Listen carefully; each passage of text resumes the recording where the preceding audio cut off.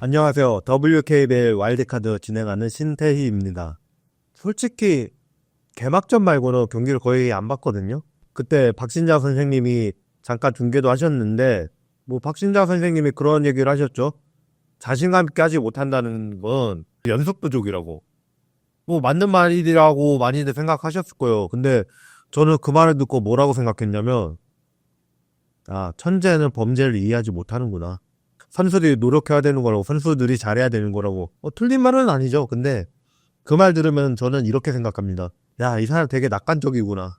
그냥 무조건 하면 된다는 생각을 하고 있는 거잖아요. 안 돼요. 제가 지금 선수들한테 되게 기대하는 것처럼 착각하는 분들이 많은데 애초부터 기대를 한 적이 없어요. 기대를 한 적이 없는데 내 기대보다는 저거 안 될 줄 알았는데 되네? 그럼 놀라는 거예요, 그냥. 제가 누구 팬인지 제 성향 보시면 알 거예요. 제가 누구 팬인지 다 아시잖아요. 근데 대놓고 제가 뭐라고요? 대놓고 그 사람 면전에다 대고 너 재능 없다고 하고요. 고등학교 때까지 선수 어떻게 했냐고 그래요. 그래서 프로에서 5년 뛰었던 사람한테 박신자 선생님이 MVP를 받으셨을 때 우리나라는 국가대표 체계 이런 것도 잘 안 됐었고 그러다 보니까 단일팀 상업은행이 나갔는데 그 팀이 2등을 하고 돌아온 건데 그때 박신자 선생님 영상도 따서 올렸잖아요. 그 시절 농구와 지금 농구보다 훨씬 잘한다. 저는 그거 아니라고 생각해요. 솔직히 말하면. 어떻게 국제대회를 국가대표 우리나라에서 제일 잘하는 선수 모아가지고 트레이닝 시켜서 내보낸 것도 아니고 단일팀 내보냈는데 실업팀 하나 내보낸 거죠. 어떻게 그게 세계 2등을 했나. 이거 말이 안 되는 결과거든요. 보시면 지금 경기랑 많이 다를 거예요. 저 옛날에 그 신동파가 그 얘기했을 때 신동파 옛날 경기도 찾아봤는데 지금은 못 찾겠더라고요. 거의 서가 던지는 시기예요. 저렇게 던지면 나도 넣겠다 싶게.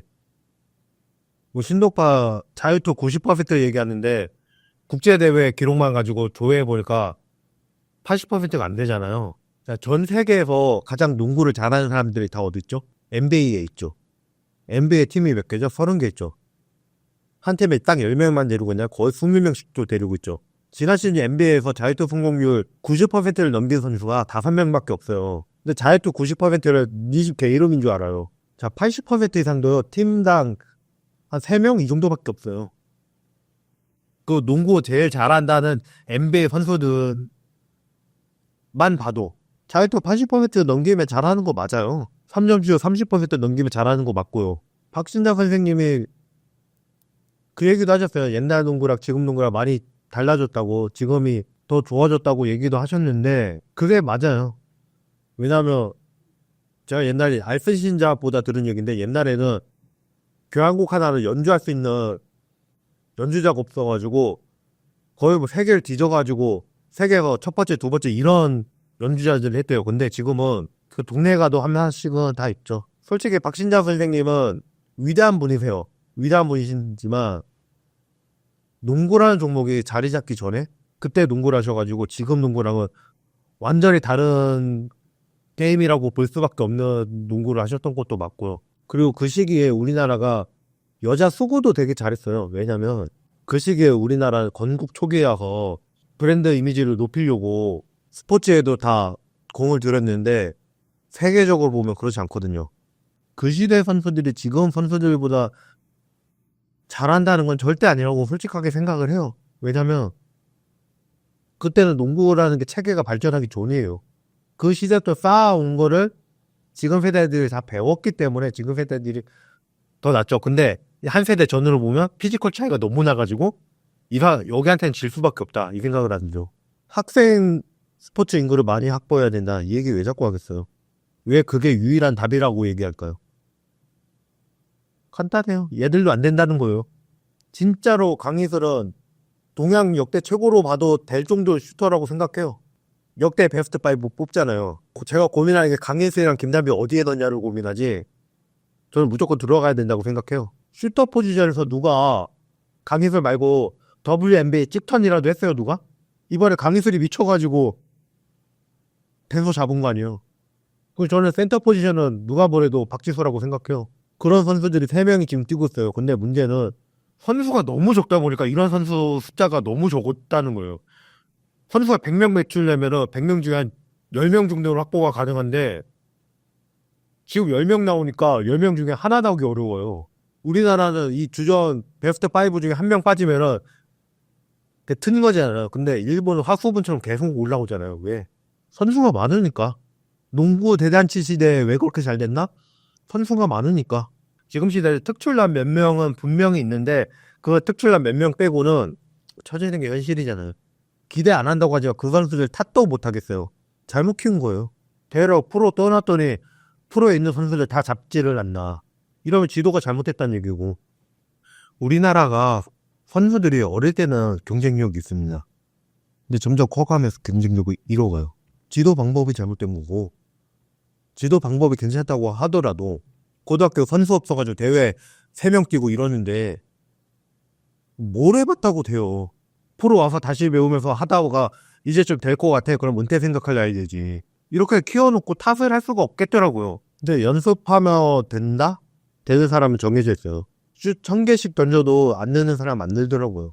저도 개막전 보면서 시작부터 BNK 선수들 보고 왜 저렇게 어렵냐 이 생각을 하긴 했어요. 근데 왜 그랬을까? 지금 후지츠랑 처음 붙는 게 아니잖아요. 그러니까 후지츠가 어떤 질도 알고 지금 본인들 팀이 지난 시즌에 비해 전력이 많이 떨어진 상태라는 것도 아는 거예요. 이게 연습으로 해결된다? 잘못하면 해도 안 되는구나 이렇게 돼버려요. 솔직히 이번에 안혜지가 한 게 없잖아요. 근데 또 어떻게 보면 시작부터 마치다루이 만났는데 자기가 뭐래요. 안혜지가 제가 우리나라 최고라고 생각하는 거지 일본까지 가면 솔직히 하위팀 주전까지는 할 수 있겠죠. 전 딱 그 정도라고 보거든요. 근데 안혜지가 이래가지고는 진짜 BNK 전망 어둡습니다. 진짜 안혜지가 이번 시즌에 할 일이 많아요. 이지마사키 빠져가지고 포워드 수비해야 돼요. 다들 되게 게으른 것 같아요. 죽어도 생각을 안 하려고 해. 일단 근무적으로 선수가 없는데 뭐가 돼요. 근데 그 선수를 확보하려는 생각 자체를 안 해요. 어디서부터 틀어진 건지 이걸 찾아볼 생각을 안 해요. 어디서부터 틀어진 걸까요? 박신자컵이에요. 박신자컵을 왜 만들었어요? 우리나라는 학교에서 제대로 경기 경험이나 제대로 된 지도를 받고 올라오지 못하기 때문에 그래서 올라왔더니 그러면 당연히 경력 10년차 언니들한테 밀릴 수밖에 없고 그 시대는 아니었으니까. 그래서 그렇게 벤치에 앉아있던 선수들이 갑자기 먼저 회장 은퇴하면서 덜컥 주전되니까 그래서 저하가 생긴 거라고 이게 중첩돼 온 거라고 제가 누누이 얘기해 왔잖아요. 이 문제를 다소나마 극복하기 위해서 만들었던 게 박신자컵인데 지금 그 기능을 해요? 사실상 23년부터네요. 거기에다가 퓨처스는 또 어떻게 해놨어요? 근데 여기에서 연습만 많이 하면 해결이 된다? 절대. 이 상태에서 연습만 많이 하면요. 아무래도 안 되는구나라는 무기력만 학습하게 되는 거예요. 그리고 또 뭐가 틀렸냐면 우리나라 팀들은 연습량이 적지가 않아요.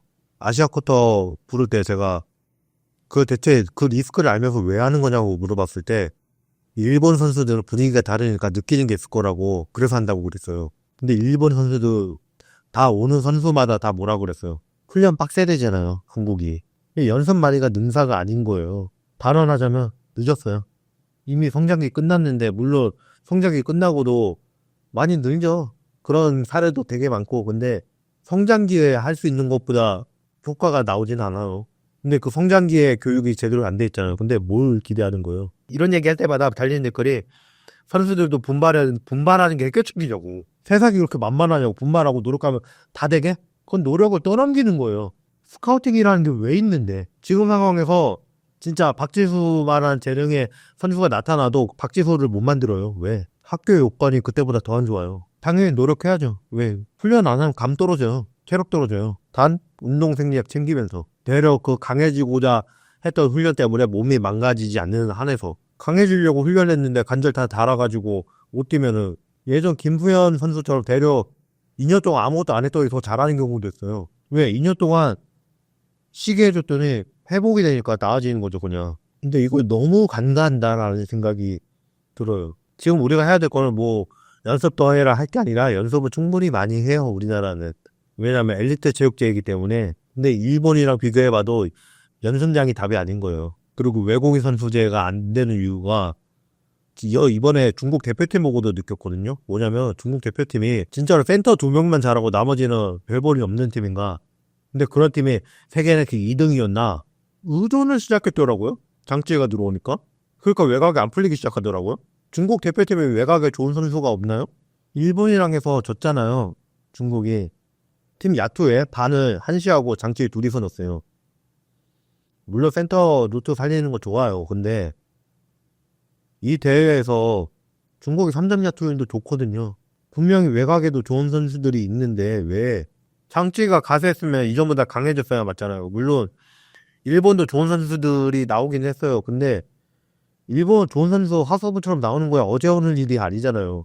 물론 타나카 코코로 이 선수가 3점 야투가 50%가 넘으니까 미친 활약을 했어요. 근데 타나카 코코로가 없으면 졌을까?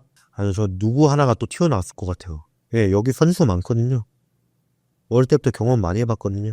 우리나라도 타나카 코코로 정도 선수가 없는 게 아니에요. 저는 강희슬이 여기에 뒤진다고 절대 생각을 안 해요. 근데 문제는 뭐냐? 받쳐주는 멤버들이에요. 근데 또 의존을 가르친다. 전 그걸 반대하는 거고 노력해서 다 해결 날 거였으면 일본 선수도 올 때마다 한국 훈련 빡세다는데 진작 해결 났어야 된다. 그게 문제가 아니라는 거예요. 자, 이제 농구 인기를 부흥시키려면 어떻게 해야 되는지 그 방법론에 대한 얘기를 한번 해볼게요.